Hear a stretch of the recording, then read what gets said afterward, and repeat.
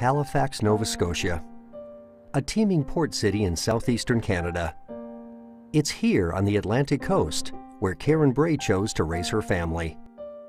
As the mother of 5, including 2 sets of twins, Karen was used to expecting the unexpected. But nothing could have prepared her for the news she received when her middle son Taylor was born. Taylor was born May 10th, and it was obvious he had a problem with both legs. I was, of course, taken aback, surprised and upset and emotional and everything else. Taylor was born with bilateral fibular hemimelia, a congenital absence of the fibula in both legs. You know, everybody talks about their baby being born with the healthy 10 fingers and 10 toes. Well, this wasn't the case, but he was still beautiful and every other part of him was perfect, and it's a lot of anxiety. Doctors were not optimistic about Taylor's future. The doctors here were saying he probably would never walk. When they checked him, they figured amputation on both feet.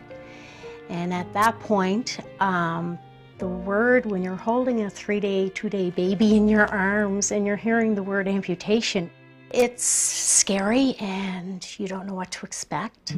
After consulting with different physicians and with the help of a local Shriner, it was determined that Shriners Hospitals for Children would be the best option for Taylor. Shriners Hospitals for Children took care of all transportation needs to bring Taylor from Halifax to Montreal through the local temple.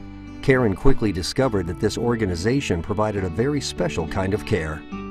I think from the moment I stepped into Shriners Hospital and I saw the doctor come in that room, when he picked Taylor up in his arms and said, "So how is this gorgeous little guy doing?"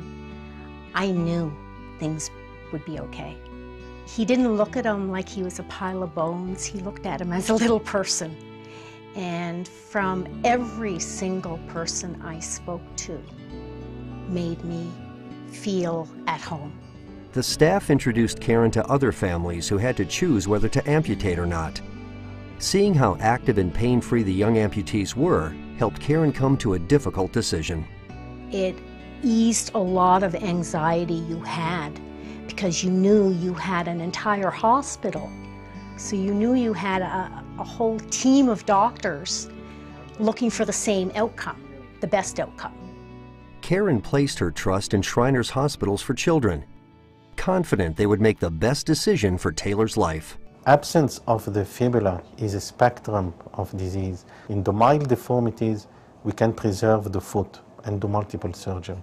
However, in Taylor's case, it's the other extreme, and that's why we preferred to have the option of amputation or disarticulation.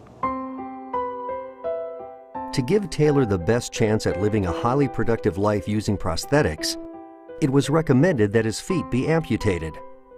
Taylor's first surgery was at 9 months of age. The second amputation took place when Taylor was 18 months old. Even at that early age, he demonstrated a will to overcome the odds. Taylor's demeanor through the whole thing was absolutely incredible. Faced with the unknown 18 years ago, Karen placed her trust in the staff of Shriners Hospitals for Children in Montreal. Today, Taylor is a young man, and each time they return to the hospital, it still feels like they're coming home. We have a lot of children here that come as babies, and you just watch them grow up. And some children, I'll see them and I say, I remember giving that one a bottle on night shift, you know. As Taylor has demonstrated time after time in his life, there was no challenge too difficult.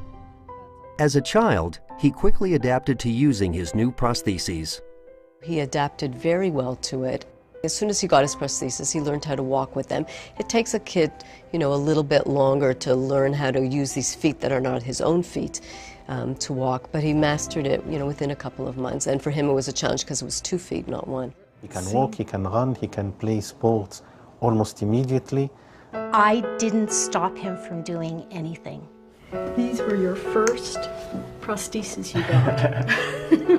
Throughout Taylor's life, Shriners Hospitals for Children worked with him to design special prosthetics for any activity he chose to pursue. When it came to the point where most kids take swimming lessons, Taylor took swimming lessons. when it came to the time that a child should learn to skate, Taylor learned to skate. So he handled everything in stride. I really see everything as a challenge. I don't see it as a disability, having 2 artificial legs, but it's challenging, and I have to find my own creative way of getting around it. As Taylor was growing up, Karen always looked for new ways to challenge him. At the age of 9, she enrolled him in a therapeutic horseback riding program. It was magical. He would ride people's horse and they'd say, "Oh my heavens, he rides it better than I do and I own it."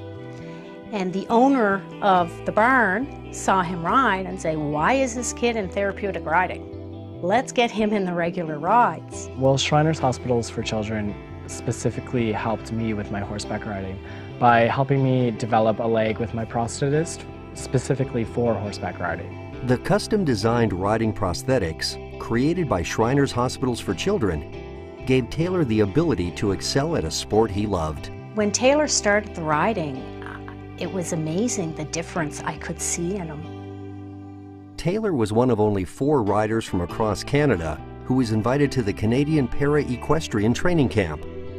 He also competed with riders from around the world at the London Gray International Dressage Festival.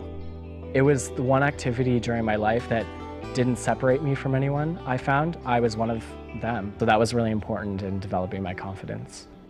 When Taylor entered high school, he directed his competitive drive toward academics. Always an outstanding student, he enrolled in the International Baccalaureate program. Schooling, nothing stopped him. He did everything. He had the confidence. Some teachers didn't even realize he had prosthetics. He was just a total outgoing child. He can do whatever he wants and succeed and do really well no matter what the circumstances. Things that he does, it makes me realize that I can pretty much do anything because he can do anything. Yeah. That confidence drew Taylor to a new passion that would change the course of his future. How to apply for a job, how to advance from the mailroom. My talent for drama and singing kind of developed out of the blue. I didn't think I could sing ever, but in grade 11 I auditioned for the school musical kind of as a joke, and I loved it. I loved dancing, I loved singing, I loved acting. How to develop executive style. Taylor loves being on the stage. I mean, that's his natural habitat, that's where he belongs, and he comes alive on the stage. First time I saw Taylor on stage, it was totally breathtaking.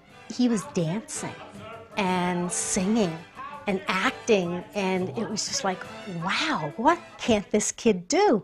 It wasn't really until being on stage for the performance that I realized how much I loved it and how much it ignited that flame that people look for their entire lives. Taylor plans to turn his passion for performing into a lifelong career. He was accepted at Dalhousie University in Halifax, where he majors in voice and drama and is studying opera.